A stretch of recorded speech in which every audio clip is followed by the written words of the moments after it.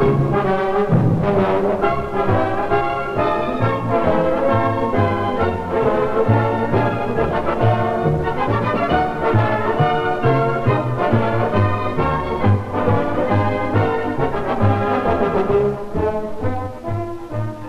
Kern Tips. I'd like to welcome you to Humboldt's Football Highlights of 1956. I believe you'll agree that our cameras have caught the spirit as well as the action of another exciting season of Southwest Conference football play. So let's watch football.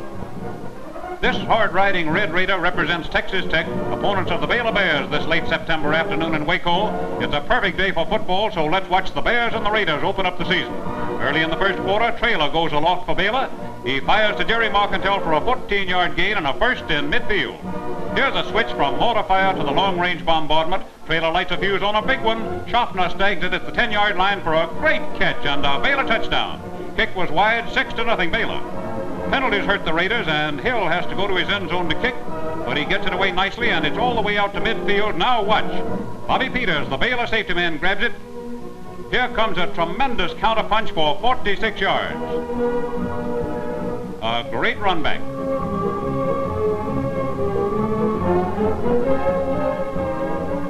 Three plays later, Jones rams it over for the Baylor tally. The kick is good, and it's Baylor 13-0. First play, second quarter. Traylor goes back to the firing line. Again, Del Schaffner grabs it, and this works for 27 yards and another Baylor touchdown.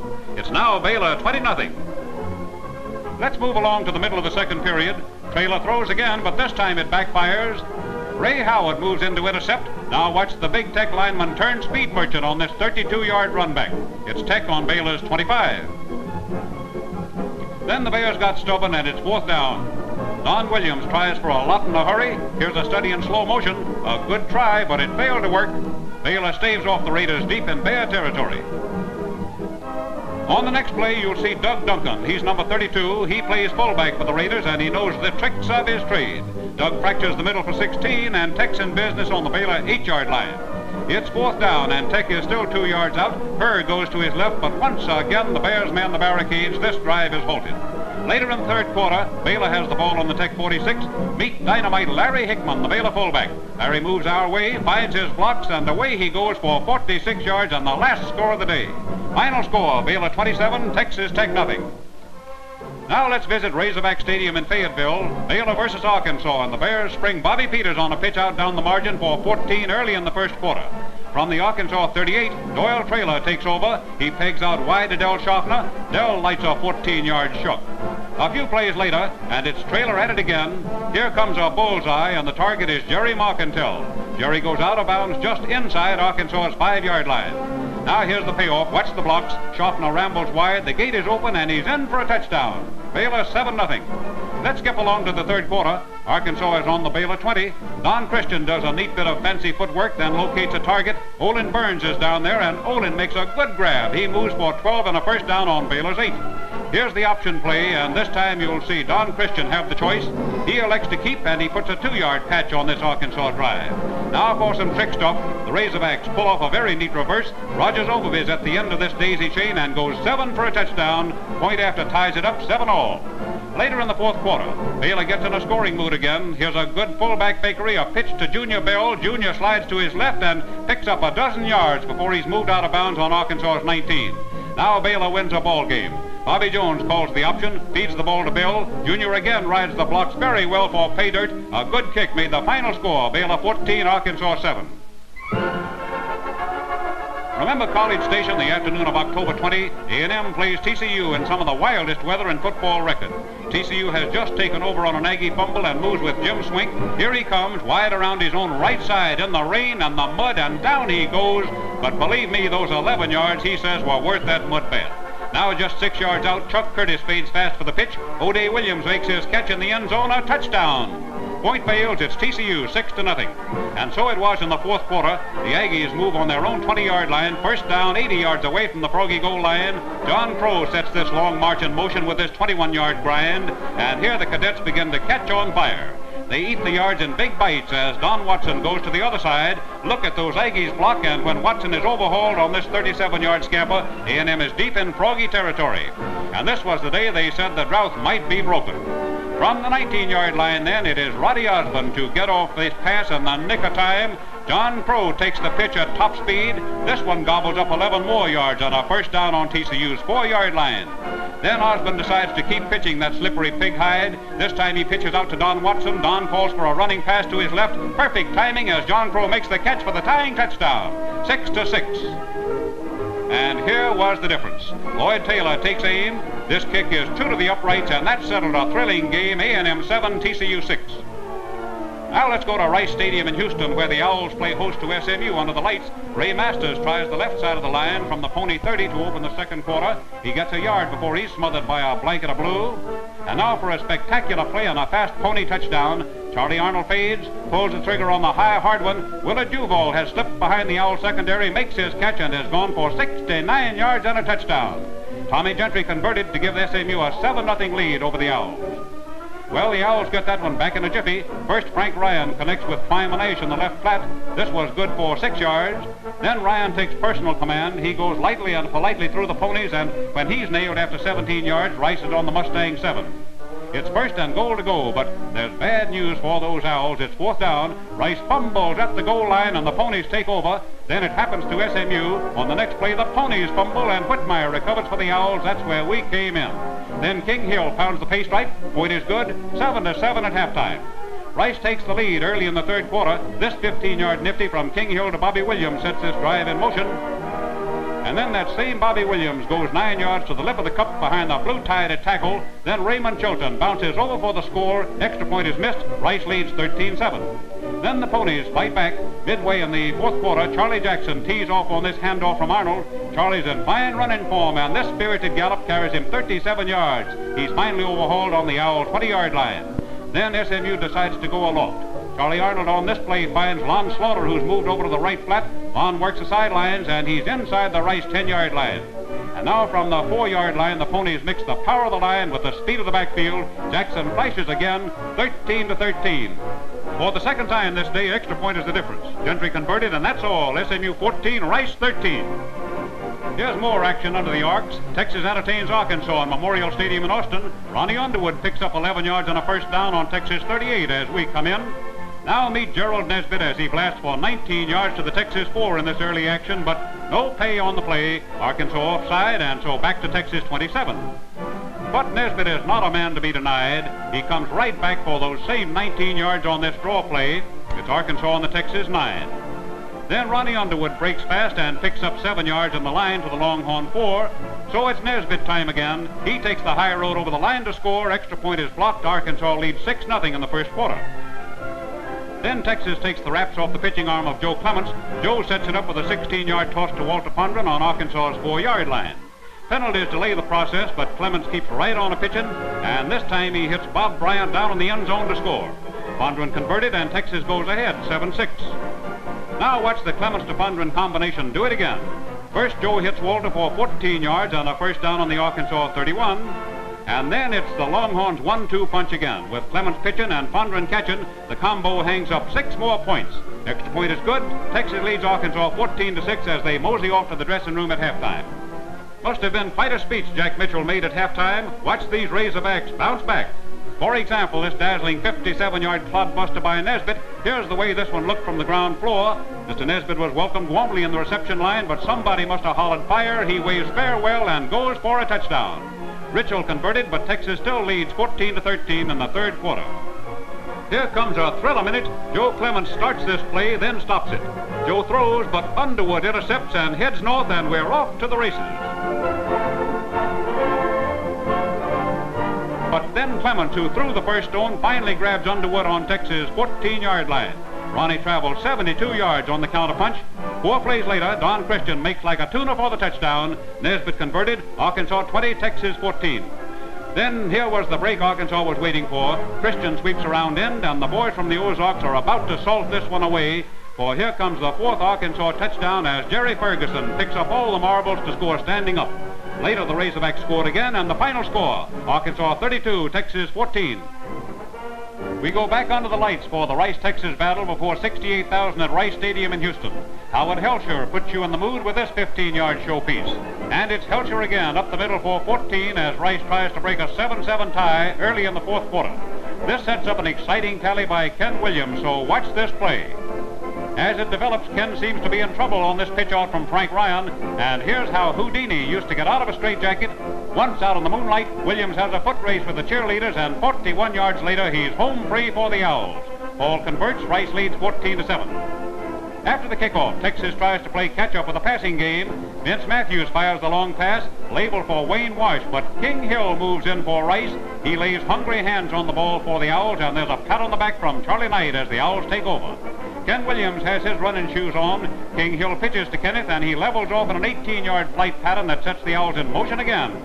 Halfback Bobby Williams, no relation to Ken, makes it a good night for the Williams boys. Watch Bobby weave around for 13 more to keep this drive alive. Then Rice concentrates on the middle. Howard Helcher shifts into the power drive and bulls his way out of a log jam, bursts into the open spaces and goes 28 yards for the third Rice score. The Owls lead 21-7. Now Rice begins to live it up a little. 4 minutes to go. They tie it all up with the blue ribbon as Ken Williams takes the pitch from Ryan. Final score, Rice 28, Texas 7. Now let's take time out and meet some of the heroes of these rugged battles. I'd like to acquaint you with the members of the All-Southwest Conference Honor Team of 1956 in somewhat less violent surroundings. This is Gerald Nesbitt, the dynamite fullback of the University of Arkansas. Gerald is a physical education major, and here he lets some of his football savvy rub off on the Fayetteville Elementary School team as he instructs them in the fundamentals of the game. And he may be training some of tomorrow's All-Stars in the Ozarks. Nesbitt gets a big kick out of the progress made by his youthful squad of gridiron hopefuls. As a matter of fact, this is sort of laboratory work for his degree in physical education. Now, this may seem a strange skill for a football player, but Billy Ray Smith, star tackle of the Arkansas team, is also an outstanding amateur heavyweight boxer. Billy Ray is a two-time Mid-South Golden Gloves champion, and he went to the NCAA boxing finals.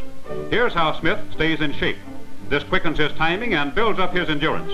By the way, they're predicting a fine future for Billy Ray in pro football. This earnest young man was All-American last year. He's Bill Glass, Baylor's fine guard. Bill spends most of his spare time in the pulpit. He majored in religion, and we find him here in one of his many inspirational talks to young folks. Glass plans to specialize in child welfare work, and he promises himself plenty of time for talks like this, a kind of thing he loves. And if you've heard Bill speak, you'll agree he's All-American here, too. Now meet Jerry Marcantel, Baylor's All-Conference end. We spotted Jerry in the laboratory going over a problem with his chemistry prof, Dr. T.J. Bond. Marcantel is a chemistry major, and he compounds his chemical formulas with the same skill he executes his football formulas, as witness the fact that Jerry was selected to the Scholastic All-Conference team as an outstanding student last year. With his football days behind him, Tommy Gentry, the SMU end, is devoting full time to Mrs. Gentry and their baby daughter. Possibly they're chatting about Tommy's plans for the future as they stroll in a park near the SMU campus. Gentry majored in personnel administration. He was another of the long line of outstanding ends sent to conference schools from Baytown.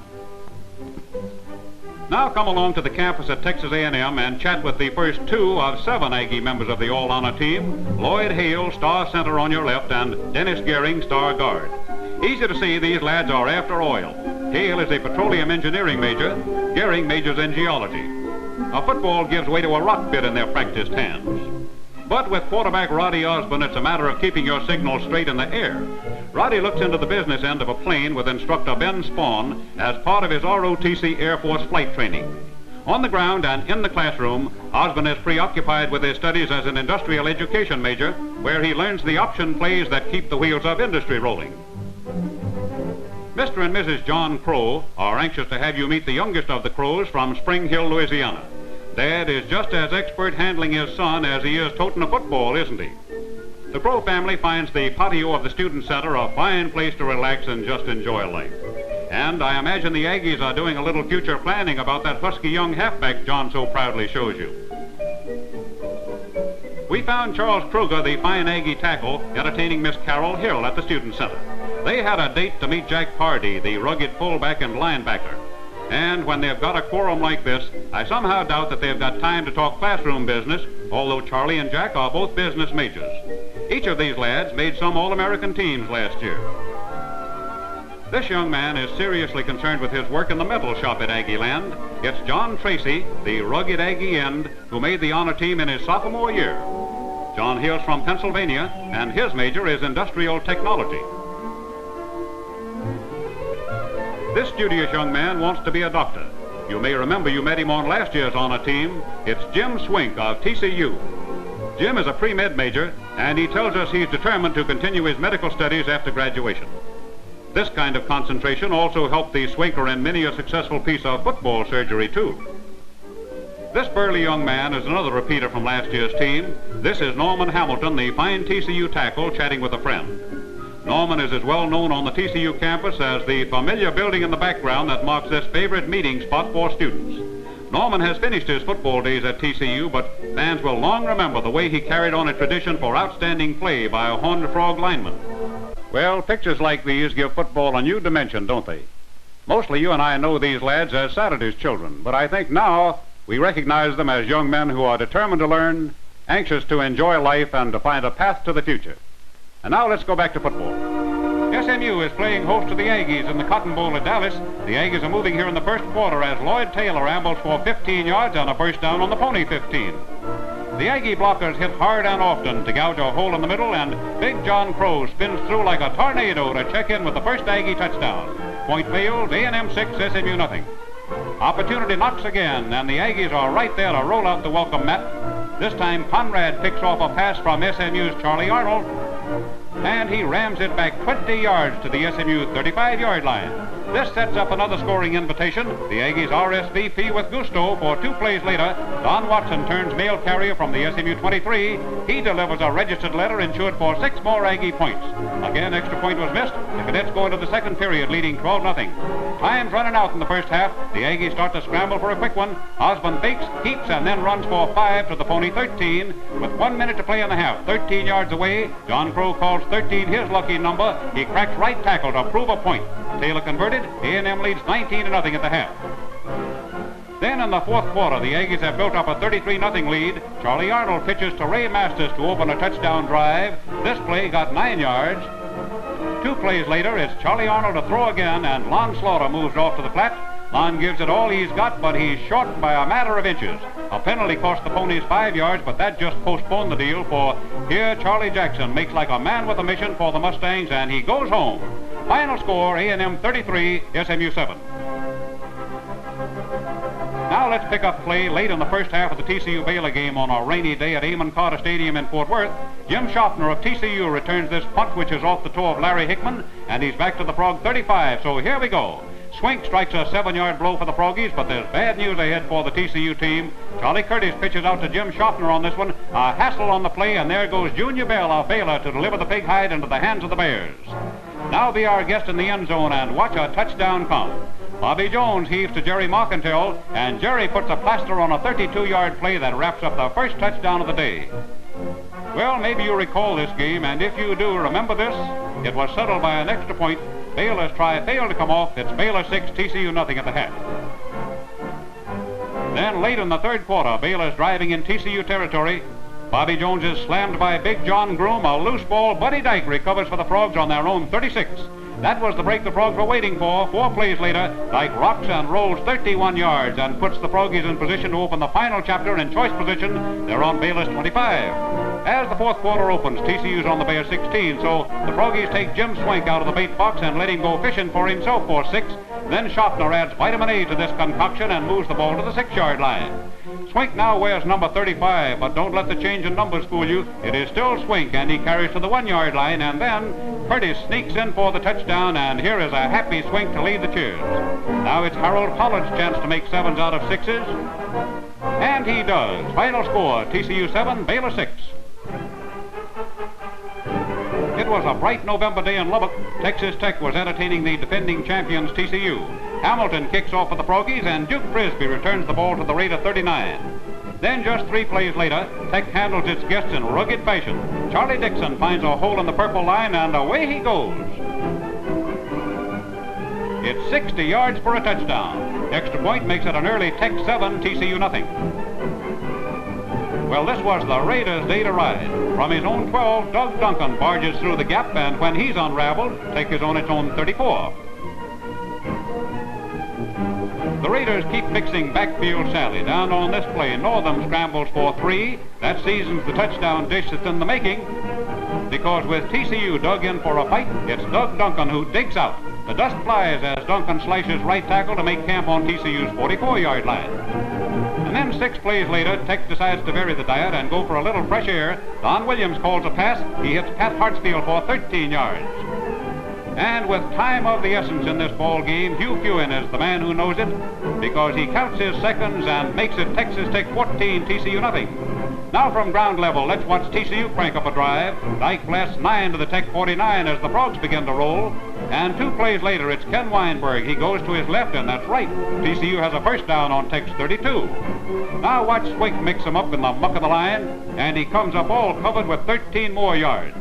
And then Chuck Curtis calls his own number, and it was a good call, for Chuck keeps at right tackle for 9 and a first down on Tech's 4. Rugged, man, rugged. Then Swink crowns this drive with gold dust for a touchdown. Extra point was good. Tech scored again. Final score, Tech 21, TCU 7. It's Austin on Thanksgiving Day, Texas versus A&M versus tradition, a day to remember in 1956. As we open, Osborne hits Bobby Marks with this pass early in the game. Somebody left the matches near the fireworks because look what happened. Somebody lit a fuse to John Crow, and the Louisiana Skyrocket does not flame out until he's gone 27 yards for a touchdown. And it's A&M 7, Texas nothing. Now Texas lights a firecracker named Walter Pondron. He sputters into the middle of the Merrymakers on the line and explodes. This bit of Texas TNT was good for 43 yards, and when the pinwheels came to a stop, they read A&M 13, Texas 7. Now the Aggie War Club counters with another body blow by Lloyd Taylor. Lloyd hammers out 22 yards to the edge of Longhorn Hill. But that's no hill for a climber, says Roddy Osborne, as he plants another Aggie flag for a 20-7 lead. There was a thrill a minute. Lloyd Taylor kicks off for the Aggies. Now watch. Carl Wiley grabs the kick and boomerangs. Carl threads the needle for 57 yards, and when they finally waylay this lad, he has rammed it down to A&M's 28-yard line. Now Texas has to fight the clock. With seconds to play, it's passing Joe Clements to take over, and he fires to Bob Bryant, and that does it for a touchdown. Extra point is good, and the Aggies and Longhorns go to lunch with the score A&M 20, Texas 14. Here's a picture play for your memory book, one that tells you a football story in 20 seconds. Jack Pardee takes the second half kickoff at the goal, and he rumbles toward home. The big guy just runs over people. But here comes the challenger, Joe Clements. There's a foot race, and a bang, a collision. 85 yards on the return, and an unhappy, frustrated Pardee hits the ground on Texas 15. Well, Pardee got most of that, so the Aggies decided to give him all of it, and Jack does not disappoint. He wades into the end zone from 8 yards out. A&M 27, Texas 14. Texas fought hard for its finest moment in this dramatic game, and late in the day, Joe Clements waits for Bob Bryant to get clear, and then he hits him for a touchdown, but it was too late. Final score, A&M 34, Texas 21. New Year's Day and the Cotton Bowl in Dallas. The Southwest Conference representative, Texas Christian, plays host to the Eastern champion, Syracuse University from New York. And tradition is served. TCU comes out for a second straight appearance in the Cotton Bowl as defenders of the Southwest Conference, escorted by a gang of young admirers.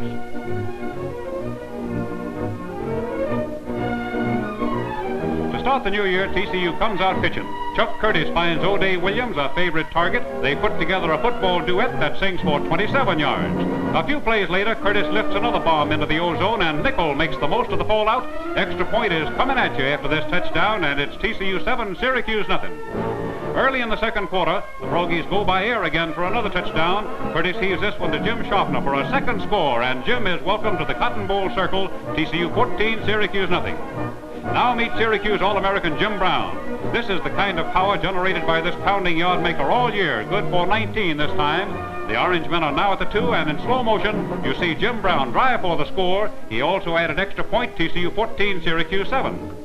The big guy from the East can throw as well as run. Watch him connect with a perfect peg to Jim Ridlon for a 20-yard gain. That goes to TCU's 4, where Curtis makes an all-out dive to stop the play on the sideline. A minute and a half to go, no time to waste on non-essentials, so Brown takes a pitch out. He's gone home. Point is good, and at half it's 14-14. Now let's watch our great halftime show featuring the famous Kilgore Rangerettes.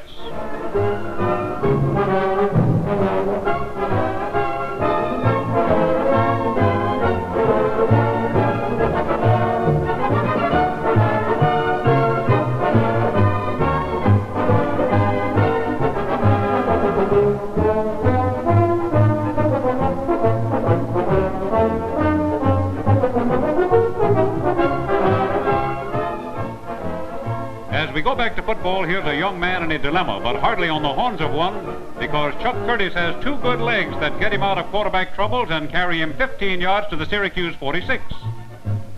A little later, Curtis fakes a pass. Then he goes to his left and he travels 7 yards to a touchdown. Extra point is good, and late in the third quarter, the Frogies lead 21-14. It's early in the final period. Here's the way you validate your All-American credentials. Watch Jim Swink make an All-American catch for 30 yards to the Syracuse 15.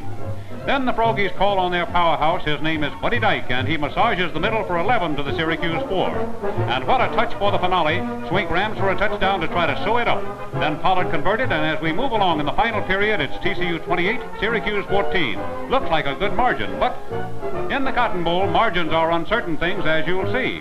Here comes Jim Brown of Syracuse running back the kickoff to the middle of the field. Dyke and Curtis finally cut him down. And here are three fast plays that spell out this Syracuse rally. First, Brown almost does it to the 1. Then Redlon tries it, but Mendoza and Dyke stave him off. And this next one does it because Jim Brown drives for the touchdown, and here was the difference in the ball game coming up. You'll remember this try for extra point. Brown is back to kick, but watch. Chico Mendoza dives in to block it, and that was the eventual difference. It's TCU 28, Syracuse 20, because Charlie Zimmerman passed 27 yards to Redlon for another Syracuse touchdown, and Brown kicked goal this time, but that one extra point was the difference. TCU 28, Syracuse 27. And so go football highlights of 1956. Be sure to join us again when we go to the games with Humboldt.